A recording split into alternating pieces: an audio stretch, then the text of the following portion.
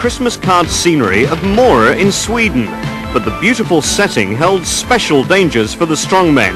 John Craven picks up the story. And the first event for the Daft Trucks Trophy is quite naturally the truck pull. 2 8-ton trucks there, so the strongmen will be competing in pairs. They'll be pulling these trucks along 30 meters of icy, snowy ground. The conditions are very, very cold. It's minus 10 degrees centigrade at the moment. We've already cleared away inches of snow from the track, but I don't think conditions have ever been quite so tough for a pulling event. And it's Jón Páll Sigmarsson, the blonde giant from Iceland, and he's taking on this man Daniel Pula, a bulldozer driver from Quebec. It's going to be hard getting a grip on this snowy ground with 8 tons of truck to pull, but Jón Páll is getting off now to a very quick start. But Daniel Poulin just can't get going. Maybe he could do with his bulldozer to help right now, but yes, I think he is moving now. Yes, the wheels are turning. Sigmarsson's steaming ahead, though. He's setting a cracking challenge to the rest of the strongmen. And that's the time to beat, 33 seconds. Jón Páll very happy about this. An amazing time considering the very difficult conditions. Were you slipping a lot? Yes. My last few meters, I was slipping a lot. I suppose with coming from Iceland, this sort of condition is much better for you than for most of the other competitors. Yes, but in Iceland now we have the best weather in Europe, so... And Pula is still towing that truck home, taking a time of 1 minute and 20 seconds. Daniel is not pleased about that. He's come from Quebec for this contest. He's a new boy in this big league, and he desperately wants to do well. On now to Heat 2.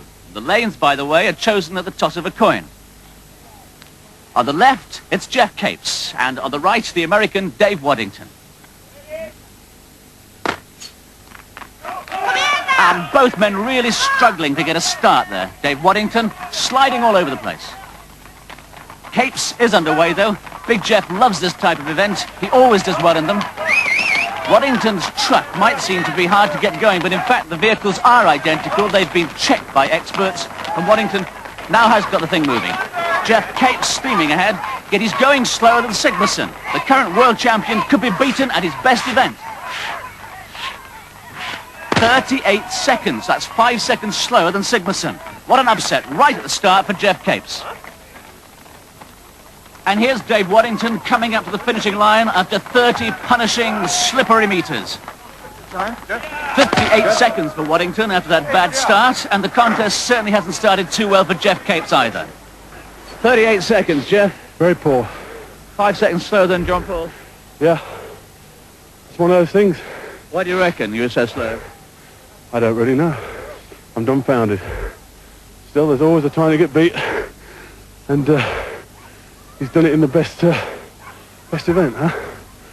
Very strange. Well, not everybody is too worried about Geoff's performance as we move on to Heat 3 of the truck tow.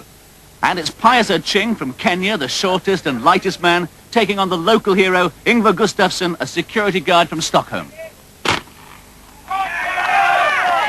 Now remember, each of these trucks weighs 8 tons, and hard-packed snow is a surface that's never been used before in this competition. But Pius Ochieng is getting a good foothold now.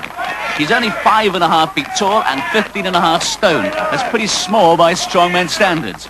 He's 25, he lives in Nairobi, and he's Kenya's outstanding Olympic-style powerlifter. Well, Yngve Gustavsson used to be a sprinter at school, and now he's trying to sprint and pull a truck at the same time. He's doing well, though, but he's a much slower man than Ochieng. Pius got into a good towing action there, almost strolling to the finishing line, and he gets there in 47 seconds, I make it. And Yngve Gustavsson marches in. This time, 1 minute and 16 seconds. Did you find it very difficult with the snow and the ice? Oh yeah, I'm freezing, and all what I want to do is put as much pressure as I can wherever it's possible. Are you at all used to these sort of conditions for athletics? Not really. This is my first time to experience such weather. Now the fourth and final heat, and it's Wolders of Holland a great all-rounder among strongmen, against the rising star Rudolf Kuster from West Germany. Ready? This is a tussle between two of the biggest, the most evenly matched men in the championship. Wolders keeping low, he's got a good technique there, getting off to a great start. In fact, this heat is between the two men who came equal second in the contest to find Europe's strongest man in Holland a few months ago. Kuster finding it hard to get going, but Wolders powering his way to the line to finish in 35 seconds. So that puts him into second place. Geoff Capes drops down to third. A great effort by Wolders. And Rudi Kuster, the postal worker from Kassel in Germany, hits the line after 55 seconds. As Arb gets checked by his coach and Rudi gets up from the snow, here's Geoff Capes pondering his performance. 38 seconds to me is an eternity. And it's very strange to go so slow. And but the timekeepers assure me that the clocks were correct. I thought they'd probably frozen up, but they said it was right. So they're the judges, and the result obviously stands. First Sigmarsson, second Wolders, at this moment third me, and then the Kenyan in fourth place. So already the competition is open, and where people like myself thought they'd do very well in their best event, I'm in third position. So already the tables are topsy-turvy after the first event.